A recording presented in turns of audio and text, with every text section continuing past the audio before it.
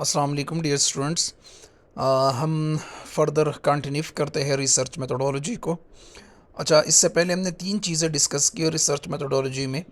Research सबसे पहले हमने इंट्रोडक्शन कि रिसर्च क्या चीज़ होती है और क्यों परफॉर्म होती है रिसर्च, और जनरल एग्जांपल्स के साथ हमने रिसर्च को डिफ़ाइन किया था।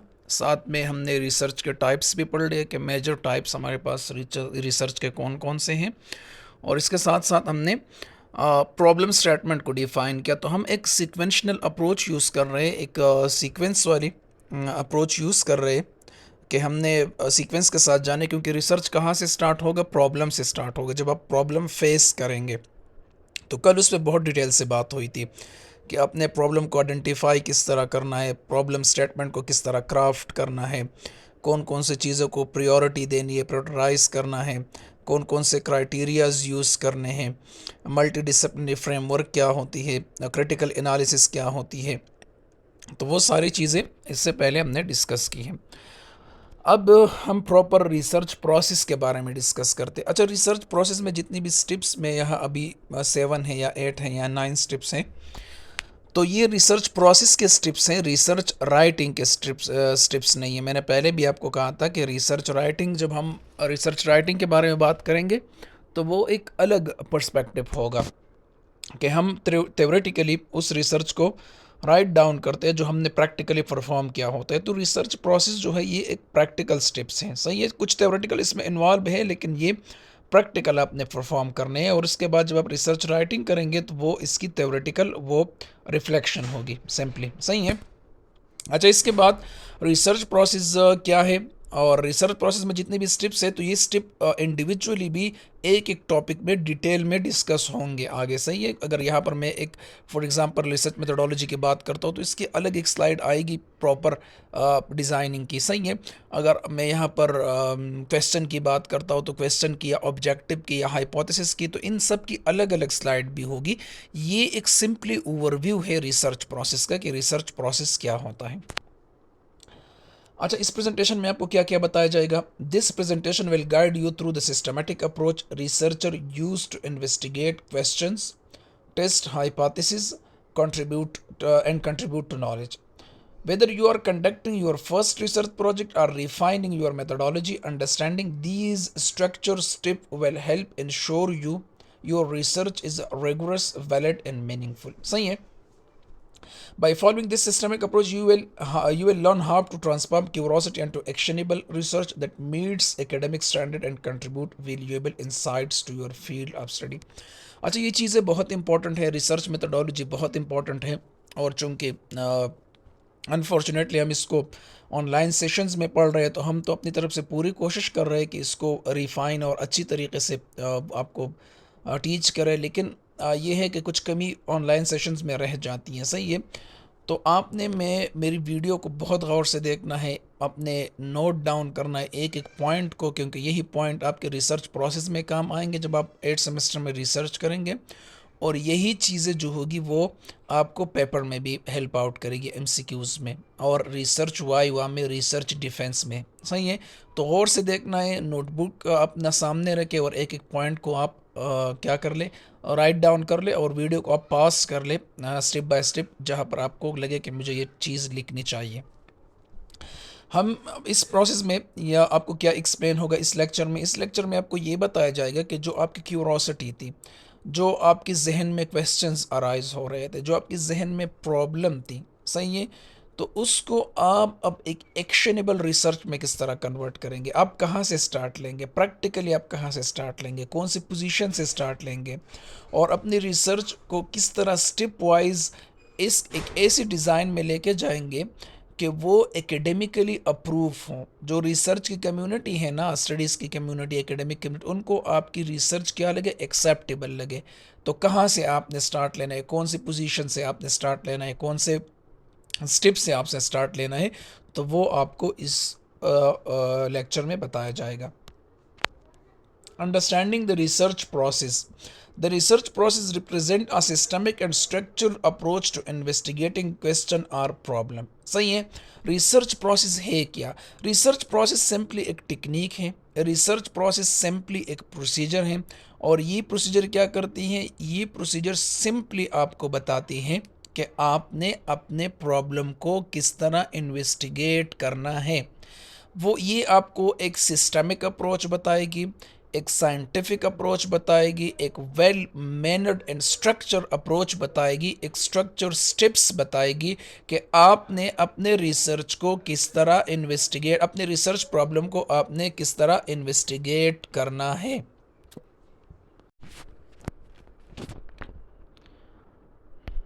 अच्छा जी, the research process represent a systemic and structure approach to, आपको ये एक फ्रेमवर्क बताता है, क्लियर करता है।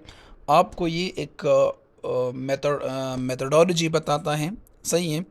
और आपको ये वो टेक्निक्स बताता है जो आपके रिसर्च को वैलिड बनाती हैं, आपकी रिसर्च की ऑब्जेक्टिविटी को इम्प्रूव करती हैं, आपकी रिसर्च की वैलिडिटी को इम्प्रूव करती हैं, और आपके जो रिसर्च वर्क है उसको क्रेडिबल बनाती है, सही है। तो ये अगर आप ये प्रोसेस जो है, ये एक स्टैंडर्डाइज प्रोसेस है, वर्ल्ड वाइड यूज़ होता है। तो अगर आप इसी प्रोसेस को स्टेप बाय स्टेप फॉलो कर ले to investigate your research problem और रिसर्च क्वेश्चन, तो ये पूरे वर्ल्ड वाइड एक्सेप्टेबल होगा, क्रेडिबल होगा, इसमें रिसर्च की क्वालिटीज़ होगी, इसमें ऑब्जेक्टिविटी होगी, रिप्लेसिबिलिटी होगी एंड वैलिडिटी होगी, सही है। Each step in the process builds upon the previous one, creating cohesive investigation that leads to reliable conclusion। तो ये इंटरलिंक है एक दूसरे के साथ। पहला जो है वो दूसरे के साथ इंटरलिंक है, दूसरा जो है वो तीसरे के साथ इंटरलिंक है। तो ये सारी जो है एक दूसरे के साथ लिंक्ड हैं, सही है। कोहेसिव इन्वेस्टिगेशन एक स्ट्रीमलाइन इन्वेस्टिगेशन फ्रेमवर्क ये आपको प्रोवाइड करती है। The systemic nature of research help eliminate bias and personal assumption that might otherwise compromise result। अच्छा, इसका क्या मतलब हुआ? इसका ये मतलब हुआ कि ये जो प्रोसेस है ना, ये अनबाइस्ड है।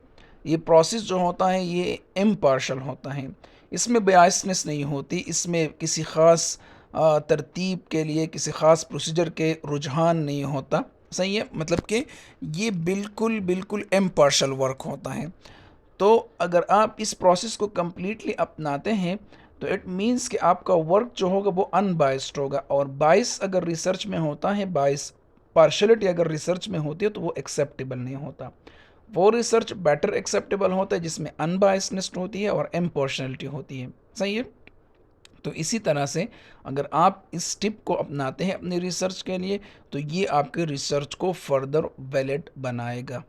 Understanding this procedure or this process provide researchers with a roadmap to navigate complex investigation while maintaining scientific integrity। आप वर्डिंग को देखिए, बहुत बेहतर वर्डिंग से आपको ये एक्सप्लेन किया गया है कि असल में रिसर्च प्रोसेस जो है ना वो आपको एक रोड मैप प्रोवाइड करता है, एक नक्शा प्रोवाइड करता है कि आपने नेविगेट किस तरह करना है, किस तरह सॉर्ट आउट करना है कम्प्लेक्स इन्वेस्टिगेशन को, सही है। कम्प्लेक्स इन्वेस्टिगेशन किस तरह आपने करनी है और किस while maintaining the scientific integrity, जो साइंटिफिक रूल्स हैं उसको आप मेंटेन रखेंगे। मतलब कि इस प्रोसेस को अगर आप अपनाते हैं तो साइंटिफिक रूल्स भी मेंटेन होंगे, साइंटिफिक जो इंटेग्रिटी है वो भी मेंटेन होगी, सिस्टमेटिक जो इंटेग्रिटी है वो भी मेंटेन होगी, समझ में ये बात। और ये एक जनरल रूल है हर डिसिप्लिन के लिए, हर टाइप ऑफ रिसर्च के लिए ये कॉमन है, समझ में ये बात। हर सब्जेक्ट के लिए ये एक यूनिवर्सल टेम्पलेट है, समझ में ये बात कि ये क्या है, एक यूनिवर्सल टेम्पलेट है। एनेस्थीसिया वालों के लिए भी, डेंटल वालों के लिए भी, बिजनेस वालों के लिए भी, कंप्यूटर साइंस वालों के लिए भी, हर बंदे के लिए, इंजीनियरिंग वालों के लिए भी ये एक रोड मैप है, एक टेम्पलेट है, एक गाइड है, सही है। अगर आप इस टिप्स को अपनाते हैं, इस रूल्स को अपनाते हैं तो आपका रिसर्च जो होगा वो वैलिड होगा, वो बेहतर होगा, उसमें ऑब्जेक्टिविटी होगी, आपका वर्क जो है वो क्रेडिबल वर्क माना जाएगा।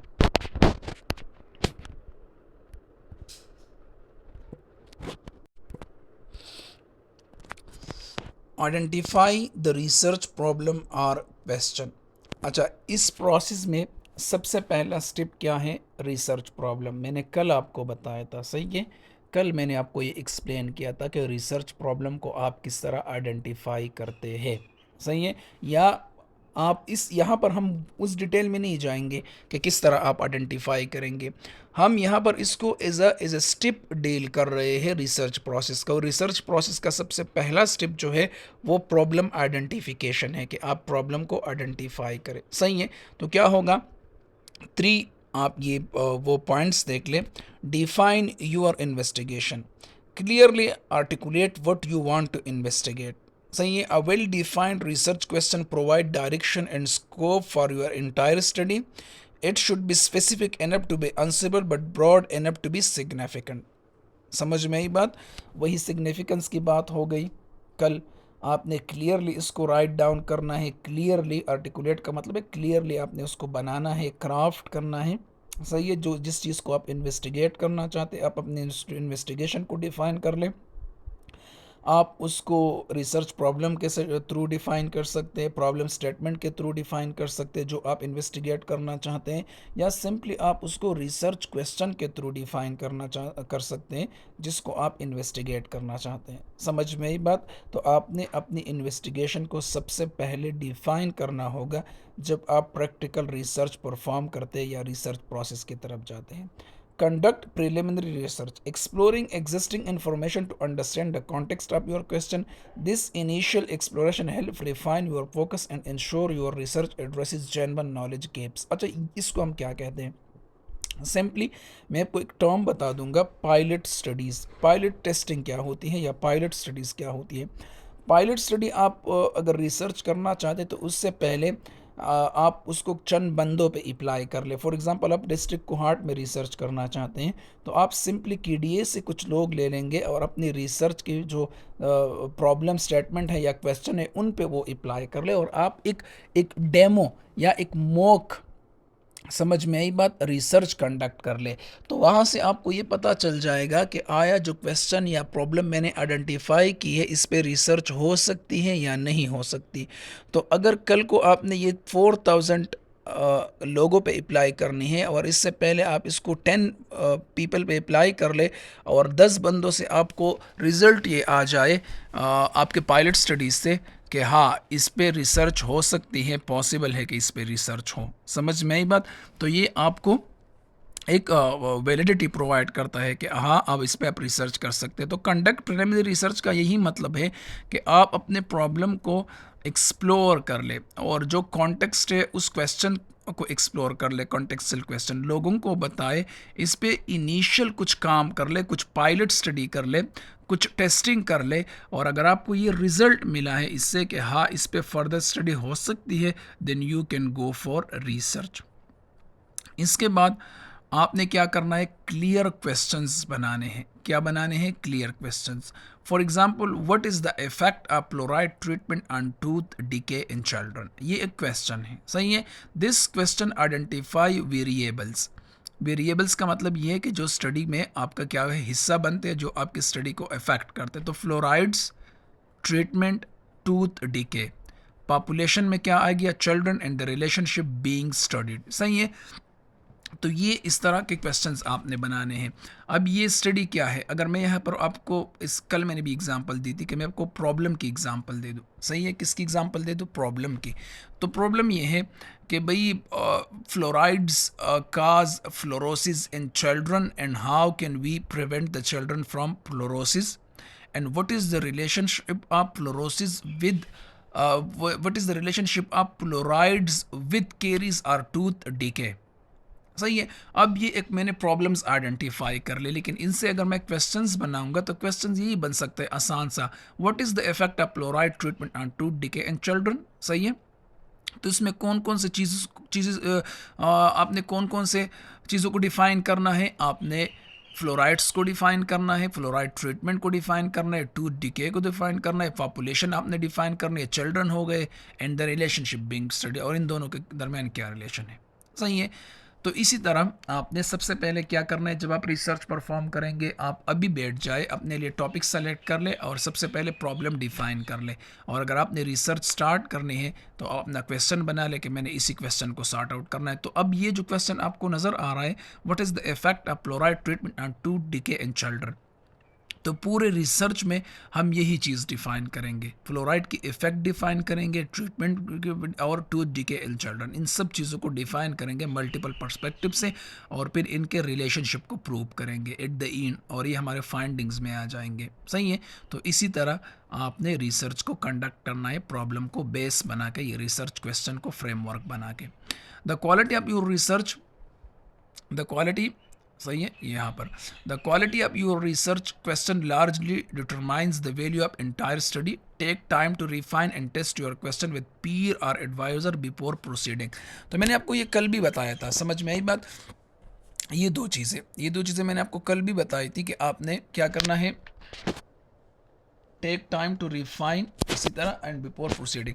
तो मैंने कल भी बताया कि पीर्स आपके जो फील्ड के एक्सपर्ट होते हैं उनसे आप बैठे, उनसे एडवाइस ले ले, सही है, और आप अपने सुपरवाइज़र से ले ले, प्रॉपर टाइम आप ले ले कि भाई प्रॉपर टाइम मैंने ले लेना है, प्रॉपर टाइम, और चीज़ों को मैंने रिफाइन करना है, क्योंकि आपका रिसर्च इसके ऊपर बिल्डअप होगा। तो अगर आपके क्वेश्चंस बेहतर है, अगर आपके प्रॉब्लम्स बेहतर है, तो आप क्या कर सकती हैं, कर सकते हैं, आप रिसर्च बेहतर तरीके से परफॉर्म कर सकते हैं। सही है। दूसरा स्टेप, ये प्रैक्टिकल की बात हो रही है, समझ में आई बात, रिसर्च राइटिंग की बात नहीं, बार बार मैं कह रहा हूँ। सही है। सबसे पहले आपने अगर प्रॉब्लम आइडेंटिफाई कर ली, तो इसी प्रॉब्लम से रिलेटेड आपने क्या करना है, इसी प्रॉब्लम से रिलेटेड आपने स्टडीज़ देखनी है, ऑलरेडी वर्क डन जो हुआ है वो देखना है, पब्लिकेशंस देखनी है, बुक्स देखना है, पेपर्स देखनी है, मैन्युस्क्रिप्ट्स देखने हैं, थीसिस देखनी है। सही है। डिजिटल लाइब्रेरीज देखनी है, मल्टीपल सोर्स आपने देखनी है, न्यूज़पेपर्स, सही है, जिसमें उस इशू को क्या क्या हो एक्सप्लेन किया हो, या आपके इशू से रिलेटेड, ये नहीं है कि आपके इशू को एग्जैक्टली उन पेपर्स ने एड्रेस किया, अगर उससे रिलेटेड भी उन्होंने एड्रेस किया है, उससे रिलेटेड भी, तो ये भी क्या है, आपके लिए एज ए लिटरेचर है। सही है। मतलब कि उसमें एक पॉइंट एक्सप्लेन हुआ है, दूसरा पॉइंट एक्सप्लेन हुआ है, तीसरा पॉइंट एक्सप्लेन हुआ है। अच्छा, नेक्स्ट स्लाइड में कोशिश करूंगा कि मैं आपको ये बताऊं कि आपने लिटरेचर को सर्च आउट किस तरह करना है, तो इसके भी अपने तरीके होते हैं, तो वो भी इंशाल्लाह एक्सप्लेन करेंगे कि लिटरेचर को किस तरह आपने सर्च आउट करना है। तो कंडक्ट लिटरेचर रिव्यू, ये दूसरा स्टेप है, और दूसरा स्टेप इसलिए है कि सबसे पहले आप अपने प्रॉब्लम को डिफाइन कर ले, क्वेश्चन बनाए, तो उससे रिलेटेड आप नॉलेज गेन कर ले। नॉलेज कहाँ से आएगा, ऑलरेडी जो वर्क हुआ है आपके टॉपिक पे या आपके टॉपिक से रिलेटेड। सही है। कोई भी पॉइंट उससे रिलेट कर सकती है, फ्लोराइड्स रिलेट कर सकती है, for example in same case fluorides relate कर सकती है, टूथ डिके रिलेट कर सकती है, चिल्ड्रन डिजीज़ रिलेट कर सकती है, ओरल डिजीज़ रिलेट कर सकती है, समझ में बात, केरीज रिलेट कर सकती है।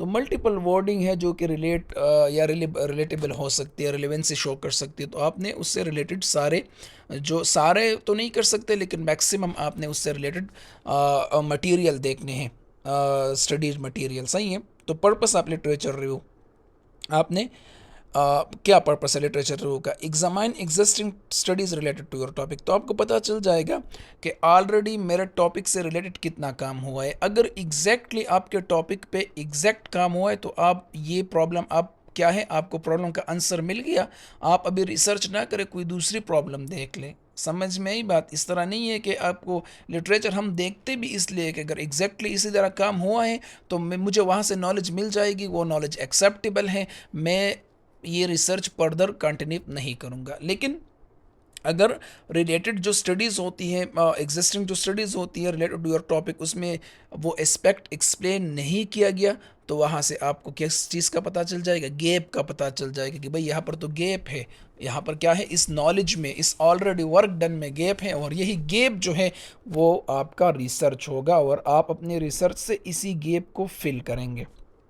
डिवेलप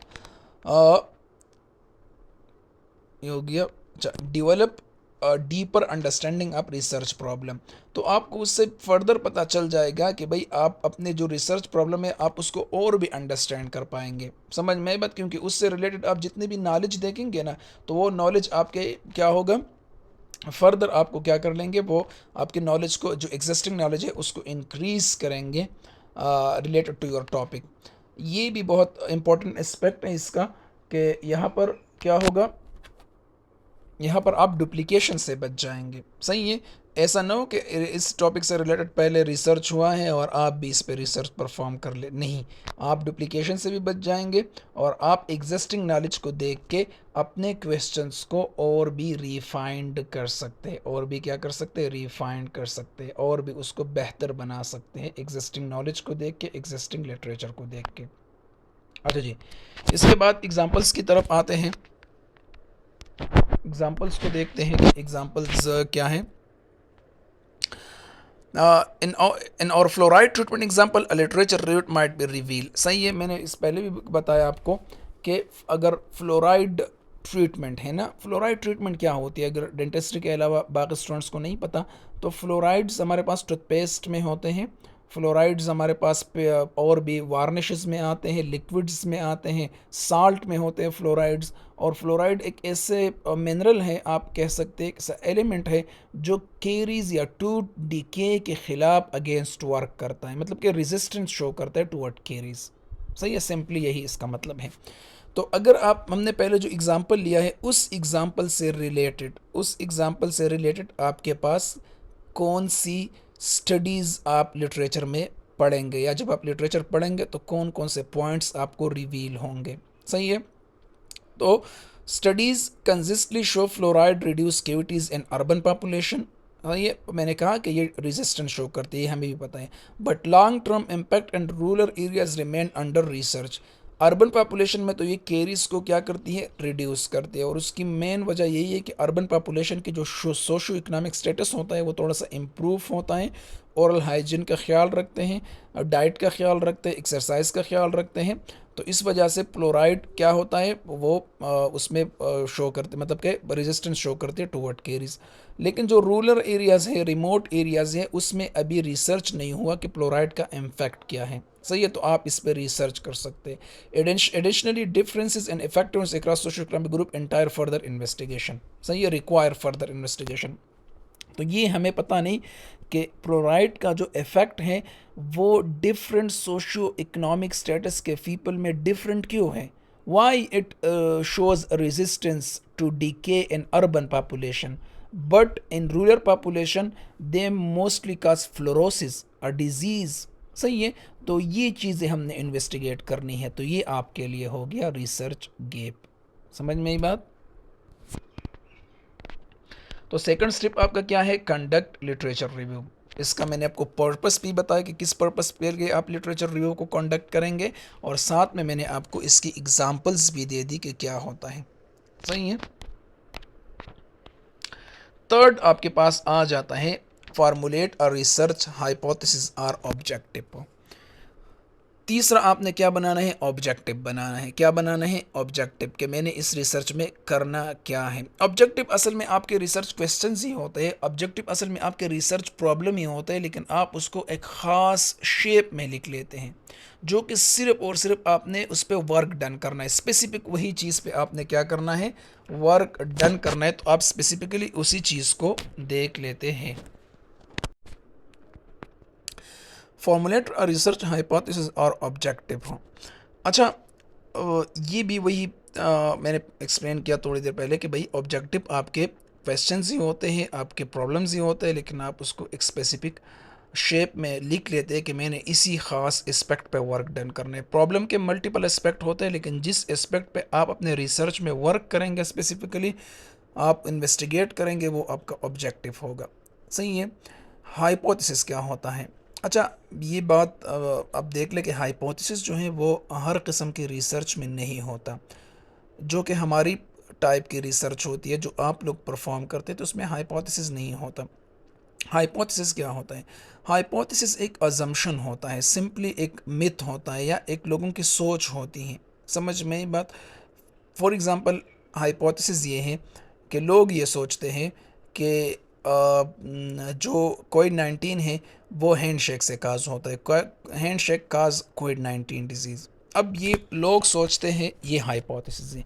जब आप इसको टेस्ट करेंगे अपने रिसर्च में, या आपको इसको सही साबित करेंगे और या आप इसको गलत साबित करेंगे। समझ में आई बात।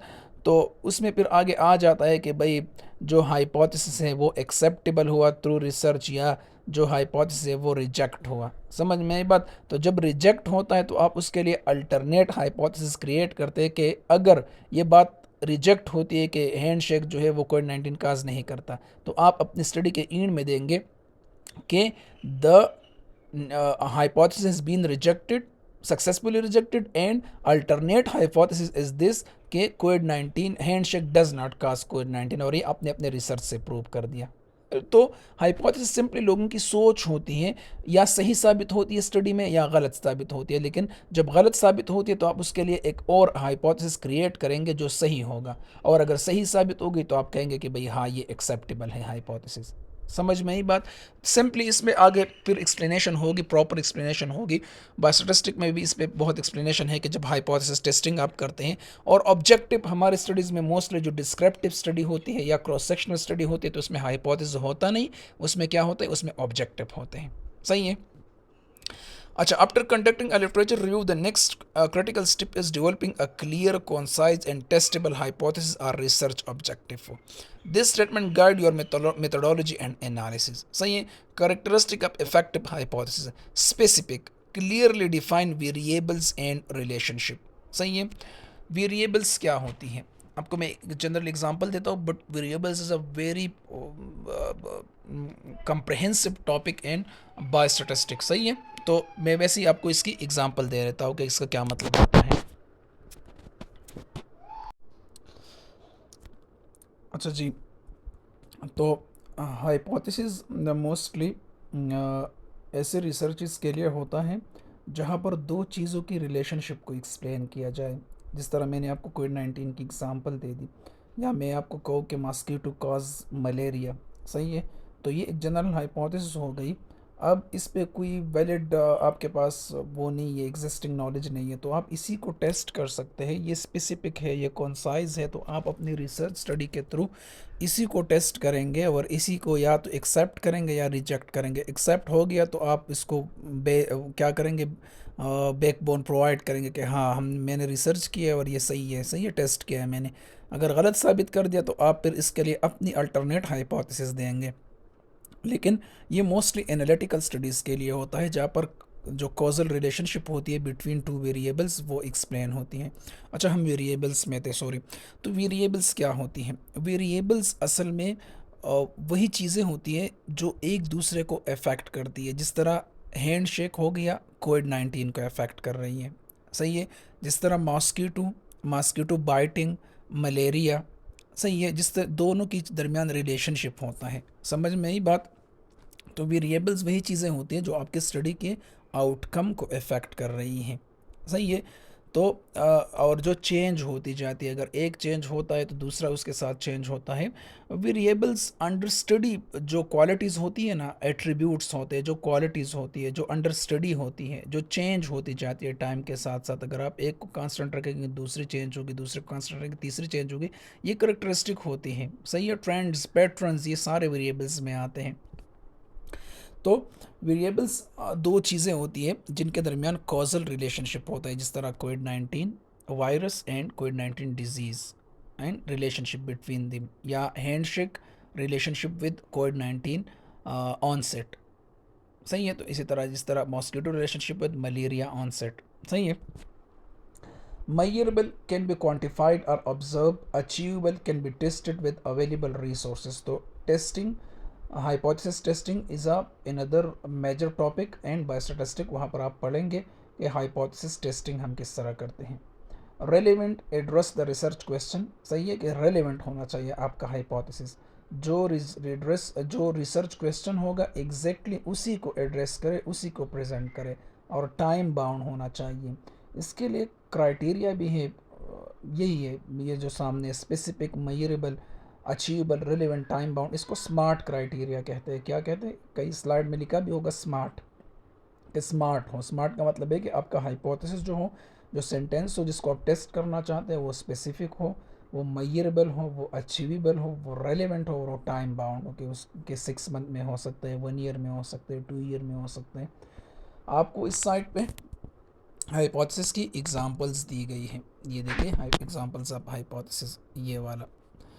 Children age 6 to 12 who receive biannual professional fluoride treatment will experience 30% fewer cavities over 1 year period compared to children who receive only standard dental care. Sorry.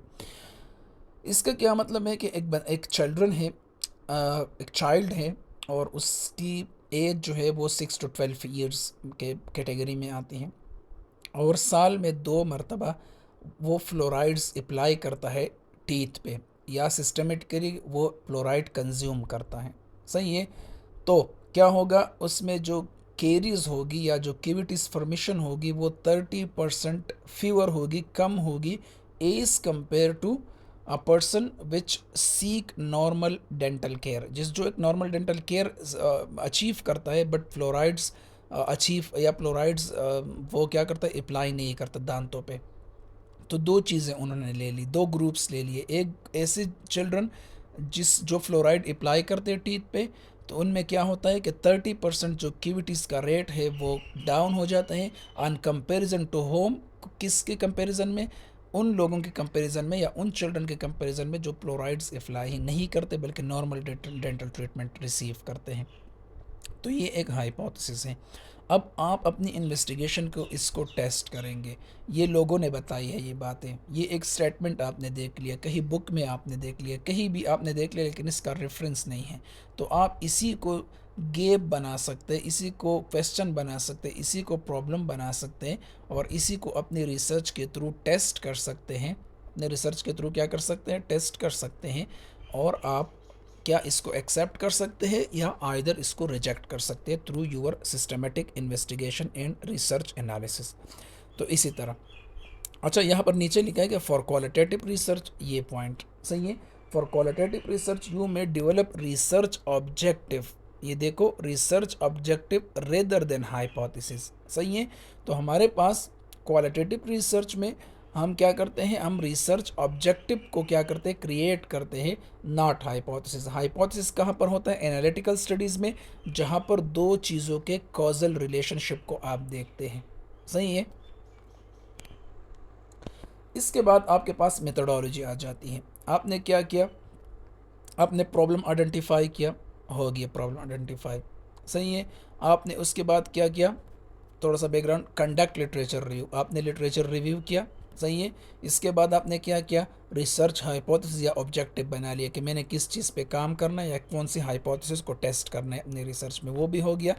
इसके बाद आपके पास आ जाता है डिज़ाइन, कि आप कौन सा डिज़ाइन अपनाएंगे, कौन सी रिसर्च करेंगे। सही है। Choose research design, select between qualitative, मैंने पहले भी कहा, एक्सप्लोरिंग कॉन्सेप्ट, फिनोमिनाज, समझ में आई बात? फिनोमिनाज आप एक्सप्लेन कर रहे हैं, कॉन्सेप्ट्स आप एक्सप्लेन कर रहे हैं। सही है। तो वो क्या कर ले आप, तो क्वालिटेटिव की तरफ जाए, या आपने किसी क्वांटिटी को मैयर करना है, नंबर्स, आप नंबर्स गाए हैं, नंबर्स ओरिएंटेड। सही है। तो अगर नंबर्स आपको वो आपके ओरिएंटेशन है, तो आप फिर क्वांटिटेटिव की तरफ जाए। हाँ, मिक्स मेथड अप्रोचेस भी लोग यूज़ करते हैं, थोड़े यूज़ करते हैं, रेयर तो नहीं है, बट ये है कि थोड़े से मुश्किल होते हैं, जिसमें आप क्वालिटेटिव और क्वांटिटेटिव दोनों को कंबाइन करते हैं। ये थोड़ा सा मुश्किल अप्रोच होता है। क्वांटिटेटिव से आप बेस बना लेते हैं, फ्रेमवर्क बना लेते हैं, और उसी से जो हाइपोथेसिस आ जाते हैं उसी पे आप क्वालिटेटिव रिसर्च परफॉर्म कर लेते हैं। सही है। तो इसी तरह मिक्स मेथड अप्रोचेस भी होती है। सही है। Example, randomise control trials. तो रेंडमाइज कंट्रोल ट्रायल्स क्या है? ये क्वांटिटेटिव है। क्या है भाई? क्वांटिटेटिव। क्वांटिटेटिव मींस नंबर्स या मयरिंग, आप दो चीज़ों के दरमियान रिलेशनशिप, या दो ग्रुप्स के दरमियान आप वो मैयर करते हैं, क्वांटिटीज़ मैयर करते हैं। सही है। तो ये आपके पास क्वांटिटेटिव आ गया। Randomise control trials is a research design और रिसर्च टाइप। सही है। तो आपने जो आपकी, फॉर एग्जांपल, अब आपके पास ऐसी फिनोमिना है जो कि थोड़ी सी आप एटीट्यूड किसी की एक्सप्लेन कर रहे हैं, आप फैक्ट्स एक्सप्लोर कर रहे हैं, आप क्या कर रहे हैं, लोगों के बिहेवियर को एक्सप्लोर कर रहे हैं। सही है। आप हाइजीन के बिहेवियर को एक्सप्लोर कर रहे हैं, आप नॉलेज को एक्सप्लोर कर रहे हैं, तो आप वहाँ पर फिर क्वालिटेटिव की तरफ जाएंगे। जब आप कोई भी फिनोमिना एक्सप्लोर करते हैं ना, एक्सप्लोर करते हैं, तो आप फिर क्वालिटेटिव की तरफ जाएंगे जिसको वर्ड्स की ज़रूरत हो। अगर आप कोई क्वांटिटीज़ को डील कर रहे, हाइट, वेट और ये परसेंटेज और ये सारी चीज़ें इनको डील करते हैं, तो आप श्योरली क्वांटिटेटिव रिसर्च डिज़ाइन की तरफ चले जाएं। सही है। तो क्वांटिटेटिव में आप डिफरेंट वेरिएबल्स के दरमियान रिलेशनशिप को देखेंगे, और क्वालिटेटिव में आप एक्सप्लोर करेंगे कॉन्सेप्ट्स को। किसको एक्सप्लोर करेंगे? कॉन्सेप्ट्स को एक्सप्लोर करेंगे। इसके मैं आपको एग्जांपल दे सकता हूँ, लेकिन ये थोड़ा सा आपके लिए और डिफ़िकल्ट हो जाएगा। सही है। यहाँ तक आप सिर्फ अगर क्वांटिटेटिव और क्वालिटेटिव नाम भी याद रख ले तो इस स्टेज तक ये बेहतर है। सही है। और अगर कोई अपने लिए इस पर फर्दर रेफरेंस स्टडी करना चाहता है तो वो भी अच्छा है। क्वालिटेटिव में फिर फर्दर आपने 3 चीज़ों को देखना होता है। ग्राउंडेड थ्योरीज होती हैं, फिनोमिनोलॉजी होती है। सही है। और एक और क्या होते हैं? Levied experience, phenomenology and grounded theories, ये बेस करती है क्वालिटेटिव रिसर्च पे। और क्वांटिटेटिव में तो सिंपल वेरिएबल्स ही होते हैं जिसके दरमियान आप रिलेशनशिप देखते क्वांटिटीज़ के दरमियान। सही है। तो अगर कोई और इस पे वो करना चाहते हैं स्टडी, तो मैंने आपको ये बातें बताई, तो आप इसको सर्च आउट कर सकते हैं। Select data collection method. तो अब आप डेटा, जो जो लोग हैं, जो पॉपुलेशन है, जिन लोगों पे आपने रिसर्च करना है, तो वहाँ से आप डेटा किस तरह कलेक्ट करेंगे? तो आप सर्वेस कर सकते हैं। सर्वे किस तरह होता है? सर्वेस होता है जब आप एक क्वेश्चंस बनाते हैं ना, क्वेश्चंस या क्वेश्चनेयर बना ले। सही है। या सर्वे, एक पेपर पे अपनी स्टडी से रिलेटेड जो चीज़ आप डिफ़ाइन करना चाहते हैं ना, उसके रिलेटेड क्वेश्चंस लिख ले। क्वेश्चंस में फिर आपके पास ओपन एंडेड क्वेश्चंस होते हैं, क्लोज एंडेड क्वेश्चन होते हैं। क्लोज एंडेड का ये मतलब होता है, अच्छा मैं आपको एग्जांपल देता हूँ। जब आपकी क्यूईसी इवैल्यूएशन होती है ना, क्यूईसी इवैल्यूएशन, तो वहाँ पर आपको क्वेश्चनियर दिया जाता है। तो रिसर्च में एग्जैक्टली इसी तरह क्वेश्चनियर देते हैं, और वो भी सर्वे है। सही है। वो जो क्यूईसी इवैल्यूएशन होती है ना, वो भी असल में सर्वेज होती हैं। तो ये भी यहाँ पर भी आपको क्वेश्चनेयर बनाएंगे। क्वेश्चनेयर किस तरह बनाएंगे? फॉर एग्जांपल जो ऑलरेडी हमने एग्जांपल डिस्कस किया फ्लोराइड्स वाला, तो उससे आप किस तरह क्वेश्चंस बनाएंगे? तो आप सबसे पहले उनसे एज पूछ ले कि what is your age, 6 to 12। सही है। What is your education level. सही है। ताकि आपको पता चले कि इसको हाई लिटरेट है या इल लिटरेट है। What is your socio economic status. सही है। Financial status. तो इसी तरह अपने स्टडी से रिलेटेड आप क्वेश्चंस बनाएंगे। सही है। तो ओपन एंडेड वो होते हैं जिसमें जिसको जो पार्टिसिपेंट होता है, जो आपके रिसर्च पार्टिसिपेंट होता है, वो उसको खुद आंसर करे। और क्लोज एंडेड ऐसे क्वेश्चन होते हैं जिसमें आपने ऑप्शंस दिए होते हैं। ऑप्शंस या चॉइस जो होते हैं ना, वो क्लोज एंडेड क्वेश्चन होते हैं। आपने उन्हीं क्वेश्चन में से कोई एक सेलेक्ट करना होगा ऑप्शन में से, या राइट, रॉन्ग, यस, नो। सही है। Mild, moderate, severe, good, very good, bad, ये सारे जो है ये क्लोज एंडेड हैं। और ओपन एंडेड वो क्वेश्चंस होते हैं जो बंदा खुद अपनी तरफ से उसको आंसर करे। सही है। तो आपने किस तरह डेटा कलेक्ट करना है? आपने वही क्वेश्चनेयर बनाने हैं। इंटरव्यू, जो क्वालिटेटिव रिसर्च होती है ना, क्वालिटेटिव, स्पेसिफिकली क्वालिटेटिव, उसमें इंटरव्यूज़ होते हैं। सही है। Experiments, observation and document analysis. अगर आपने कोई सेकेंडरी डेटा, चलो डेटा को डिस्कस नहीं करते इस स्टेज पे। इसके बाद आप क्या करेंगे? यहाँ पर एग्जाम्पल भी दिए कि एग्जामिनेशन एंड पेरेंट क्वेश्चनेयर।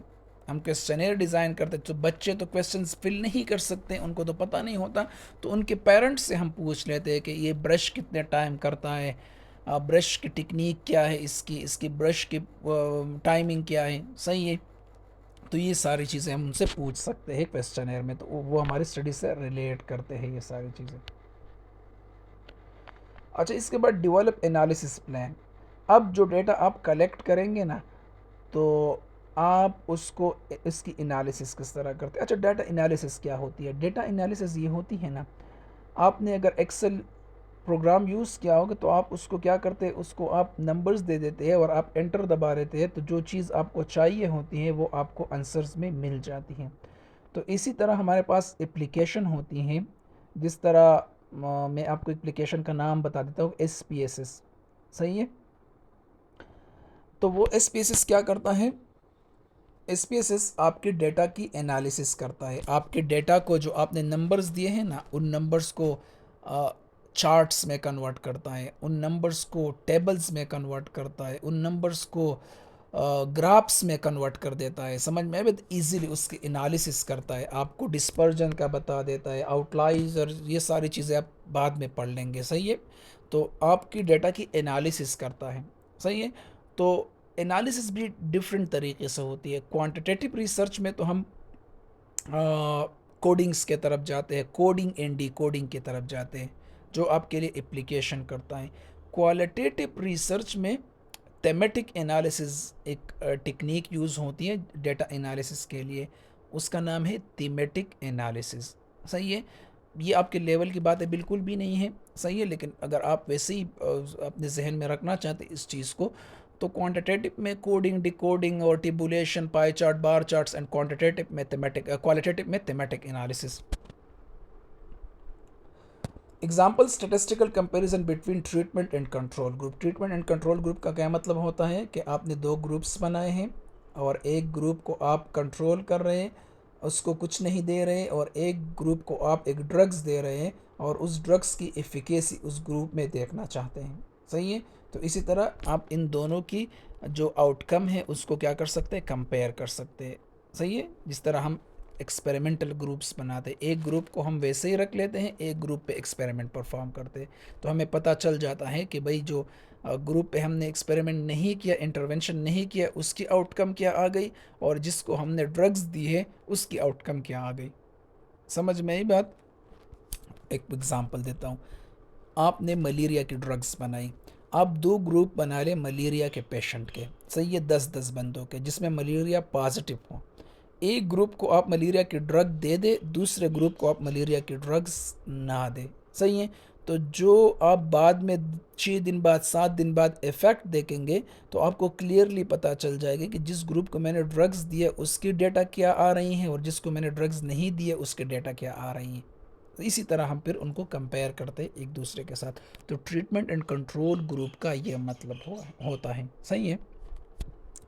थोड़ा सा इसमें बातें बहुत ज़्यादा आ गई, लेकिन ये बातें बार बार एक्सप्लेन हो गई। ये सिर्फ नहीं है कि मैंने सिर्फ इसी लेक्चर में ये बात एक्सप्लेन की, आप थोड़ा रिसर्च भी कर ले साथ साथ में, इन चीज़ों जो टर्म्स में बोलता हूँ उसको वो कर ले, क्योंकि मैं अब हर टर्म को इंडिविजुअली एक्सप्लेन नहीं कर सकता, ये तो बहुत लंबा हो जाएगा और आपको समझ भी नहीं आएगी। तो ये हो सकता है कि ये बार बार हम एक्सप्लेन कर लें, समझ में ये बात। आगे जितनी भी क्लासेस हो गई, ये जो टर्म्स मैं बोलता हूँ ये बायोस्टैटिस्टिक में भी आपको प्रॉपरली एक्सप्लेन किए जाएंगे और एपिडेमियोलॉजी में भी एक्सप्लेन किया जाएगा। ये तीनों सब्जेक्ट जो है ये एक दूसरे के साथ इंटर रिलेटेड है। इसके बाद फिफ्थ स्टेप आपका आ जाता है कलेक्शन ऑफ डाटा। तो पहला स्टेप क्या था, अभी रिकॉल कर ले। पहला स्टेप था कि भाई आपने प्रॉब्लम आइडेंटिफाई की। दूसरा स्टेप क्या था, उसी प्रॉब्लम से रिलेटेड आपने लिटरेचर देख लिया। तीसरा क्या था, आपने ऑब्जेक्टिव बना लिया या क्वेश्चंस बना लिए, समझ में बात। चौथा आपका क्या आ गया, आपका डिज़ाइन आ गया कि आप कौन सी मेथडोलॉजी लेके चलेंगे। फिफ्थ आपके पास आ गया कलेक्ट डेटा। आप डेटा कहाँ से कलेक्ट करेंगे, किस तरह कलेक्ट करेंगे। डेटा जो है ये सबसे इम्पॉर्टेंट चीज़ होती है। ये असल में डेटा क्या करती है, आपकी रिसर्च को वैलिड बनाती है कि आपने वैलिड जगह से डेटा, वैलिड बंदों से डेटा कलेक्ट किया है, तो वो आपकी रिसर्च की वैलिडिटी को शो करती है। Gathering data is critical phase where theory meets practice. During this stage, researcher must maintain accuracy, reliability and consistency across all data point.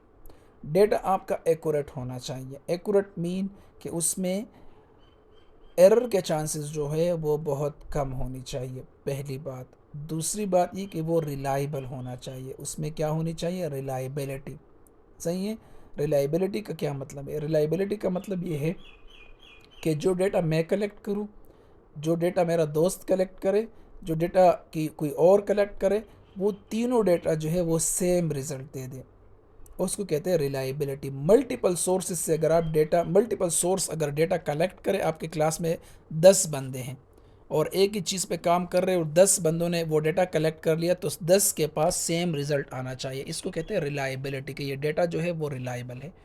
Consistency किसको कहते हैं, कंसिस्टेंसी कहते हैं कि आप खुद डेटा कलेक्ट करते हो, 10 मरतबा आपने डेटा कलेक्ट किया और आपके साथ 10 मरतबा सेम पर्सन के साथ क्लियर और सही रिजल्ट आ गया, सेम रिजल्ट आ गया, तो इसको कहते हैं कंसिस्टेंसी ऑफ डेटा। तो डेटा में रिलायबिलिटी होनी चाहिए, डेटा एक्यूरेट होना चाहिए और डेटा में कंसिस्टेंसी होनी चाहिए। सही है।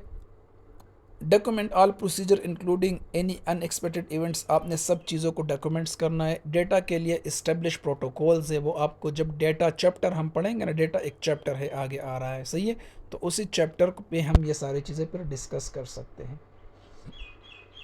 डेटा को आपने वेरीफाई करना है, सही है, इसके अपने मेथड्स होते हैं। अप्लाइड एग्जांपल क्या है, आपने जो फ्लोराइड वाली स्टडी होगी उसमें आपने 100 चिल्ड्रन ले लिए, कंट्रोल ग्रुप बना लिया और ट्रीटमेंट ग्रुप बना लिया रैंडमली, सही है, डेंटल एग्जामिनेशन की और आपने उनको administrative treatment to experimental group, जो एक्सपेरिमेंटल ग्रुप है उसको आपने फ्लोराइड्स दे दिया और आप उसको फिर क्या कर रहे, फॉलो अप कर रहे, और एंड में आपको मिल जाता है कि जो एक्सपेरिमेंटल ग्रुप है फ्लोराइड का उस पर क्या इफेक्ट है और जिस बंदों को हमने फ्लोराइड नहीं दिया, जिन चिल्ड्रन को, उस पर क्या इफेक्ट है। तो आपको क्लियरली पता चल जाएगा 1 साल बाद, दूसरा साल बाद कि फ्लोराइड जो है वो केरिस के अगेंस्ट वर्क करती है या नहीं करती।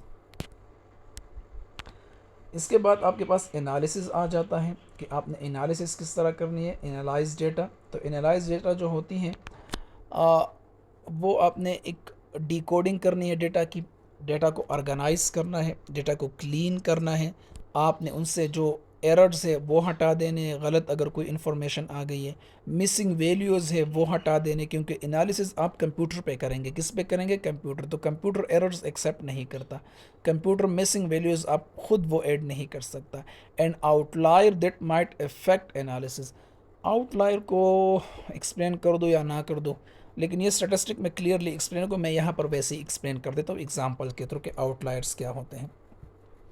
फॉर एग्ज़ाम्पल आप जो है ना अपने क्लास में एज ग्रुप देख रहे, एवरेज एज ग्रुप देख रहे अपने क्लास में, सही है, तो आपके क्लास में एवरेज एज ग्रुप जो है 10 बंदे हैं, 10 बंदे, और आप 10 बंदों में एज ग्रुप देख रहे हैं। तो 10 बंदों में फॉर एग्ज़ाम्पल 2 बंदे जो है वो इन सर्विस आ गए और 8 बंदे जो है वो फ्रेश हैं, समझ में आई बात।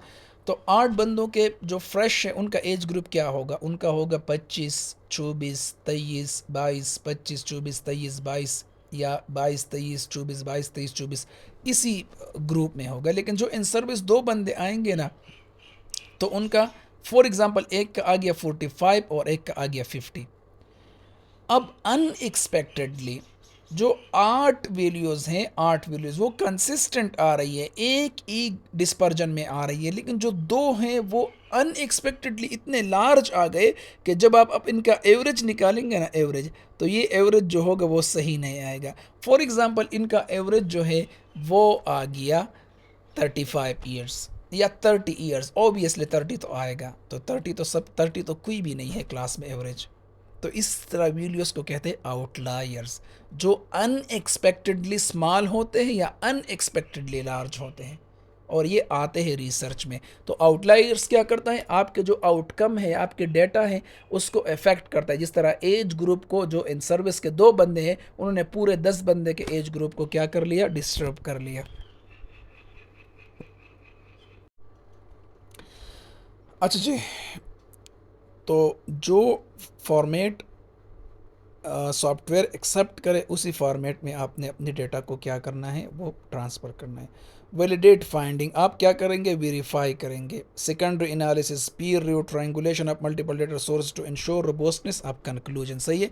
तो आप अपने डेटा को फिर वैलिड बनाए, वैलिड बनाए मतलब कि मल्टीपल लोगों से आप उसको रिव्यू करें, मल्टीपल आप उसको चेक करें, सही है, कि आपके जो फाइंडिंग्स हो, कंक्लूजन हो, उसको रोबस्टनेस मिल जाए, उसको क्लियरिटी मिल जाए, उसको वैलिडिटी मिल जाए। समझ में बात कि आपके जो सोर्स है वो वैलिड है। अप्लाइड एनालिटिकल मेथड्स, सही है, तो ये रिसर्च ये बायोस्टैटिस्टिक में पढ़ेंगे कि अप्लाई स्टैटिस्टिकल टेस्ट, हम टी टेस्ट यूज़ करते हैं, ANOVA, regression analysis, single tail test, two tail test, सही है, शाई स्क्वायर टेस्ट, ये टेस्टिंग के नाम से जो डिफरेंट तरह के रिसर्च स्टडीज़ पे अप्लाई होते हैं, डेटा पे अप्लाई होते हैं, कि वो इंश्योर कर ले कि जो डेटा है वो क्या है, वो वैलिड है। क्वांटिटेटिव डेटा मोस्ट ऑफ्टन, और क्वालिटेटिव डेटा के लिए हम क्या करते हैं, थेमेटिक कोडिंग या थेमेटिक एनालिसिस, ये मैंने बता दिया, सही है। तो टेस्टिंग तो आप क्वांटिटेटिव के लिए पढ़ लेंगे प्रॉपरली। क्वालिटेटिव मुझे नहीं लगता कि क्वालिटेटिव की थेमेटिक एनालिसिस आपके कोर्स में है, सही है, और बाकी तो ये बायोस्टैटिस्टिक में भी शायद नहीं होंगे, लेकिन ये एनालिटिकल मेथड में ये सारे हैं। स्टैटिस्टिकल टेस्ट है, एनोवा भी है, रिग्रेशन एनालिसिस भी होगी, टू टेल टेस्ट भी होगा, सिंगल टेल टेस्ट एंड शाई स्क्वायर टेस्ट, ये सारे होंगे। अच्छा, इंटरप्रेट रिजल्ट, फिर आपने जो चार सारी चीज़ें वैलिडेट करनी है, प्रिपेयर डेटा और अप्लाई एनालिटिकल मेथड, तो आपने फिर डेटा को इंटरप्रेट का मतलब ये कि आपने उससे मतलब निकालना है, सही है, क्योंकि ये तो मतलब आपने ये वर्डिंग से अब मतलब कि इंटरप्रेट का मतलब ये कि जो फिगर्स आपके पास आ गए, जो चार्ट्स आ गए, जो आपके पास पैराग्राफ्स आ गए, ग्राफ्स आ गए सॉरी, तो आपने उसको सिंपली इंग्लिश में फिर एक्सप्लेन करना है कि इसका क्या मतलब है, अपने फाइंडिंग्स को क्या करना है वो एक्सप्लेन करना है, हाइपोथेसिस को सपोर्ट करना है, हाइपोथेसिस को रिजेक्ट करना है। अगर रिजेक्ट करेंगे तो अल्टरनेट हाइपोथेसिस आपने खुद देना होगा कि ये मैंने क्यों रिजेक्ट किया, सही है, और साथ साथ में आपने लिमिटेशन और इन सब चीज़ों के बारे में बताना है। इसके बाद हमारे पास कंक्लूजन एंड रिकमेंडेशन आ जाती हैं। तो कंक्लूजन में आप अपने फाइंडिंग्स देख लें, सही है, आप रिलेट कर ले रिज़ल्ट को, जो क्वेश्चन है हाइपोथेसिस उसके साथ अपने रिज़ल्ट को रिलेट कर ले, कि जिस तरह फ्लोराइड्स वाली एग्जांपल है तो फ्लोराइड्स के साथ वो रिलेट कर ले कि क्या मेरी वो आ गई है फाइंडिंग्स को कंपेयर कर ले लिटरेचर रिव्यू के साथ, कि लिटरेचर रिव्यू में जो फाइंडिंग्स आई थी तो आया आपकी फाइंडिंग्स जो है उसके साथ सिमिलर है या सिमिलर नहीं है, सही है। आप अगर कोई बयासनेस आ गई तो बयासनेस को एक्सप्लेन कर ले, बयास एक्सप्लेन करेंगे, सही, अपने साथ लिख ले, बयासनेस एक्सप्लेन करेंगे। आप लिमिटेशन देख ले कि मेरी स्टडी की लिमिटेशन क्या है, और आप उसकी प्रैक्टिकल एप्लीकेशंस देख ले कि इस स्टडी को आप कहाँ कहाँ अप्लाई कर सकते हैं। Crafting recommendation based on your conclusion develop actionable recommendation, सही है, तो आपने फिर रिकमेंडेशन देनी है। क्या रिकमेंडेशन देनी है कि आपने फाइंडिंग्स देख ली, फाइंडिंग्स तो आपने कर ली कि मेरी फाइंडिंग्स ये आ गई। फॉर एग्जांपल आपकी फाइंडिंग ये आ गई कि हाँ फ्लोराइड्स जो है वो कैरीज को रिड्यूस कर सकता है, तो आप फिर रिकमेंड भी कर ले लोगों को कि आप fluorides at least 2 time a year आप फ्लोराइड ट्रीटमेंट कर ले, ताकि आपकी कीरीज जो है वो रिड्यूस हो जाए। तो ये आपकी रिकमेंडेशन हो गई, जो कहाँ से आएगी, आपकी फाइंडिंग से आएगी, सही है। और यहाँ पर मैंने एग्जांपल्स भी दिए, और findings that fluoride treatment significantly reduce cavities by 27% suggest that these treatment should be incorporated into rural health policy, school based program could provide equitable access across socio economic group. अब ये मेरी recommendation है कि आप इसको equity पे वो कर ले। फ्लोराइड्स ये फाइंडिंग्स आ गई, क्या फाइंडिंग्स आ गई कि 27% वो कैरीज को रिड्यूस कर सकता है, तो फिर आप ये देखें कि स्कूल बेस्ड प्रोग्राम कर ले। चिल्ड्रन हर साल में 2 मरतबा आप स्कूल बेस्ड प्रोग्राम कर ले जिसमें आप फ्लोराइड्स को अप्लाई कर लेंगे, सही है। इक्विटेबल एक्सेस का मतलब ये कि बग़ैर सोशो इकनॉमिक स्टेटस के डिफरेंसेस, बग़ैर अमीर गरीब का फ़र्क करते हुए आप हर बंदे और हर चिल्ड्रन को फ्लोराइड्स पहुंचाए, तो ये रिकमेंडेशन हो गई। तो जो आप कंक्लूजन निकालेंगे उसके बिहाफ पे आप रिकमेंडेशन भी देंगे कि कम्युनिटी ने क्या करना है, और ये आपकी सिग्निफिकेंस होगी।